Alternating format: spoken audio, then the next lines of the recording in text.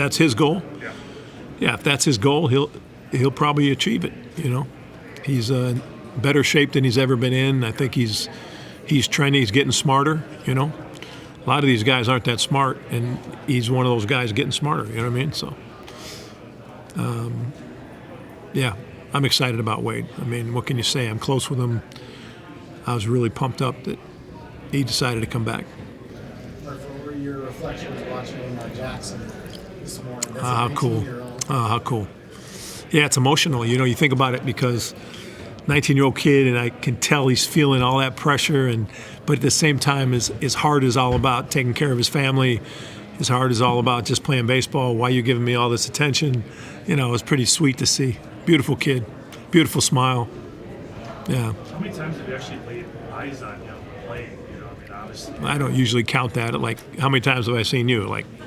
61? This will be 62. More than you would like McDonald. No. I mean, obviously your paths have taken you different places, and probably is not. Yeah, I've seen him in spring training. And he's a priority for the organization for some time. So I've heard about him and interacted with him and played for us in spring training. So, do I have a great view of how good he is and stuff? No. You watch him on video, you hear about it. When the old-time scouts and the new guys that are collecting the data, they both love him. That's kind of a good combination. Mark, how can you guys support him now? Just going to spring training, talk about opening day, just that kind of commitment, pressure in the eyes that comes with that. How can you guys help him? Right. I think that's a huge part of our job right now, to understand what he needs. He doesn't know what he needs. We've got to be the ones to understand that, what's our support system like for him going forward, managing expectations, and getting him to bring out, close to his best self. And it might not happen right away, but that's in the forefront of our minds, and our staff has got to do that. How do you view him in center field on opening day? Is it that he has to come in and earn that position? That he has an inside track? Would you like him to take it? Just how do you view that at this point? How do I view it? Yeah. Everybody's got to earn it. He's no different than anybody else. I told him today, you're number 94 to me. He's always worn number 94 in the thing. You want that number 11, you got to earn it. And I'll hang that number 11 in my office, and he can look at it every day if he wants, but he's going to wear 94 until he earns that. Pat, how do you look at a lot of people are wondering what the Brewers are going to be in 24. Is this a transition? Is this a continuation of what you and Craig have done? I mean, the big three pitchers have been broken up. Where do you think, are you going to hold on to that first place as tight as you can? Where do you think the Brewers are in 24? Well, we're not in first place right now, are we? I don't know if we played yet, but if we haven't, we're not. So I'm not going to worry about any of that. What you just said is probably a great question, but maybe for somebody else. But for me, I'm going to worry about what's at hand, right in front of our face. We're not going to predict or, forecast anything right now. I don't do that anyway. I don't separate offense and defense and pitching. And you may ask questions about it, but I'm not going to separate it. It's our team, and one affects the other. If one area is, stands on its own, I don't know how many times it actually stands on its own. It's usually affected by the other. When your defense is not good, your pitching doesn't look as good. When you aren't scoring any runs, your pitching feels that pressure and it's affected. So they all run together. But it's easier to ask questions about the separate areas, and I'm not that great of an interview, so I'm not going to be able to do a great job with some of that. But yeah,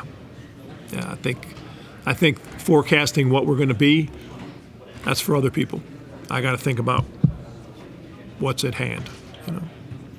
Taking that forward generally, what do you think about the trajectory of the division overall in recent years and all the young talent? Man, it's I overrate the other teams. That's kind of like just inherent in how I am.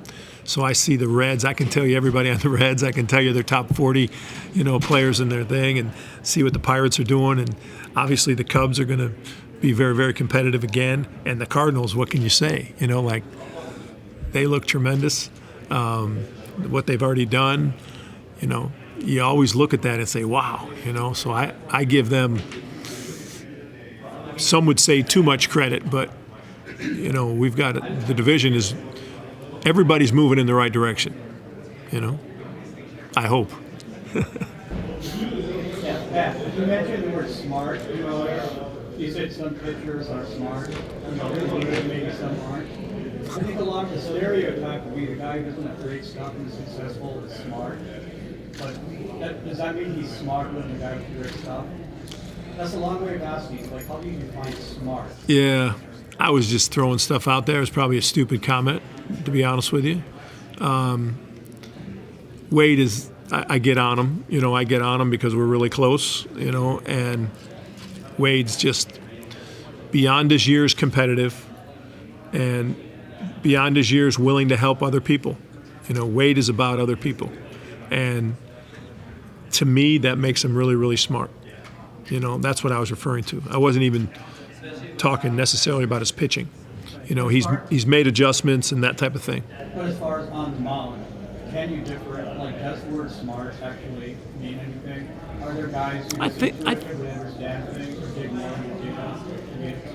And I don't think that makes them better necessarily. I think that, there's guys that, have better instincts than others for things, but I think the total package is different in everybody, and I wouldn't use the word smart.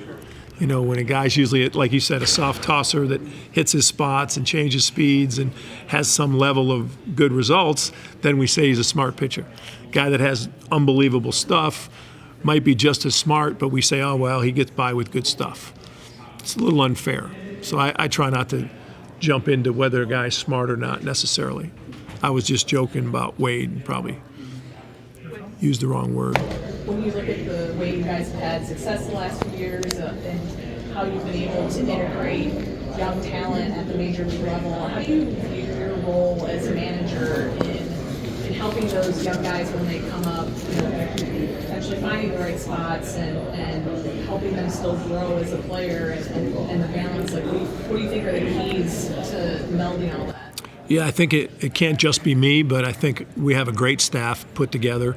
And I think those guys will be there for those young people breaking in to try to help them understand the standards, help them understand you're good enough, that's why you're here. But now here are the standards. It's not enough to just want to be here. How do we sustain it and even grow? And I think that's where the staff comes in and helps out with that transition to helping them understand and be aware enough. These are your responsibilities. These are the standards. And I'm excited about that part of it. We got a lot of young energy. When you took this job, do you have to make calls to the players and touch base with them, or because you know these guys, they know you? Is that not? That's often the part of the to-do list for a new manager. Was it on yours? Yeah. I touch base with a number of them. We're all familiar with each other. Some of it was pretty lighthearted. I got some texts from them that were pretty memorable. It's been great. Yeah, it's the communication between a manager and the players is constant. So yeah, it was on the list, and I didn't check off every guy, but. Did Yelich send you one that was memorable? Yelly and I are pretty tight, and he's pretty straightforward. He doesn't usually express it on a text message. You know what I mean? Even pretty constant communication with Ricky, how those conversations are going since Between Ricky and I? Yeah. Awful. Thinking about making It's new. It's the off season. Of course, we're like. But he talked a lot about how he's got to learn from you. He's picking your brain constantly. In a new role. And is that just kind of like an ongoing conversation between the two of you? Yeah, I think your staff. It's just constantly developing that relationship. You know what I mean? It's just you're constantly seeing where, if you're having serious, candid conversations, it's not like you're not talking down to somebody. You know what I mean? You're just talking with them, and you're trying to build that relationship and encourage. I'm trying to encourage Ricky. Like, Ricky, you're impactful, man. People trust you and believe in you. Okay, so let's use that gift. Yeah, he's got such a gift, a tremendous gift. A lot of our staff does. Tremendous gift in order to use that. I'm just trying to encourage him to use it, because he's impactful. How do you think about first base in this team? Do you have a First base, Yeah. 90 feet, right over there. Who do you think will play first base for you next season? Do you think that person is still out there? To say I haven't thought about it would be lying to you, Adam, and I haven't done that yet.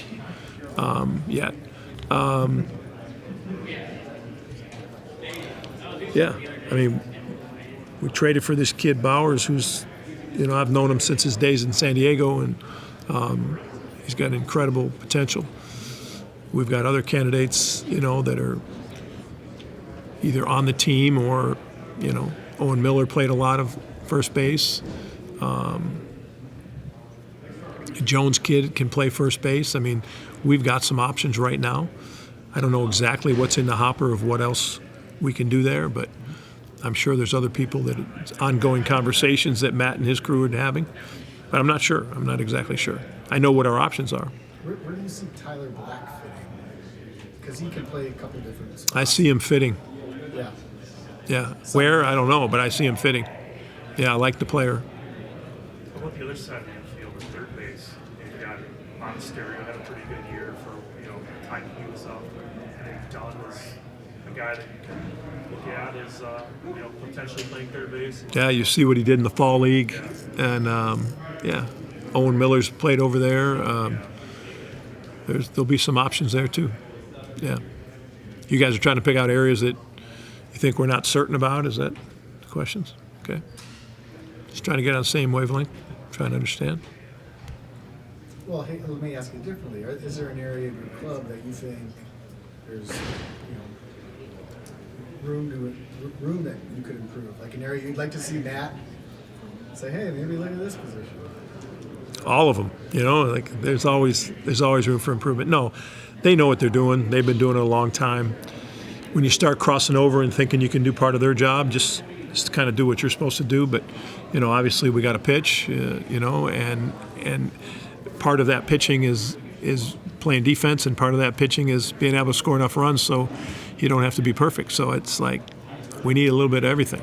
Whatever, it's like a soup. You keep stirring the soup, and you throw in the little ingredients, and you don't think you need that, but you end up needing that.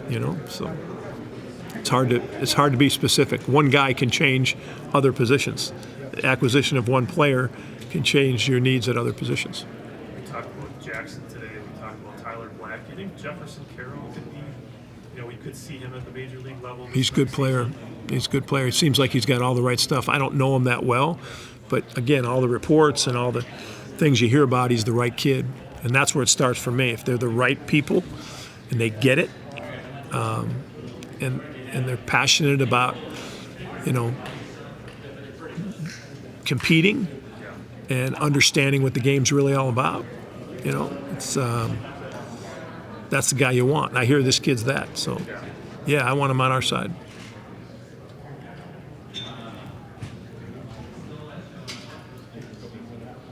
What are you doing? Me? Yeah. Really? Good, great. They pay you for that? I don't know. It's kind of hoping for some Jim official money, but You didn't get it. What else? Aaron Ashby going through a normal offseason?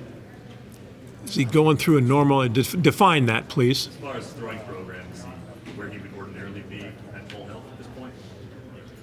I think he's progressing. I think anytime you have, any type of procedure, you're going to be a little bit on a different schedule, a little more mindful of different things, and I think we're excited about his progression and hoping that it continues to get him back to the type of stuff he had before, and I think he'll grow from this and be better off for it.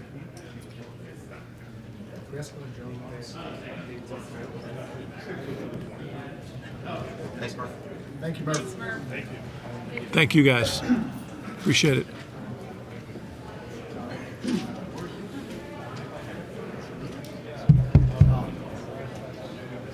That was quick.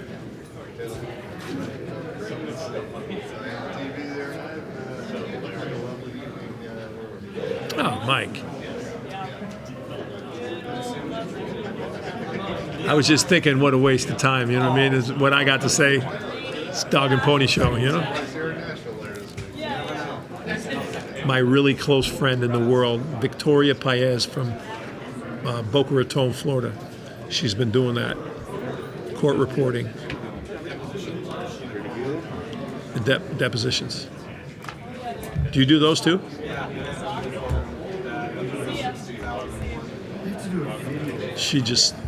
She loves it. I just think it's fascinating the way your brain and your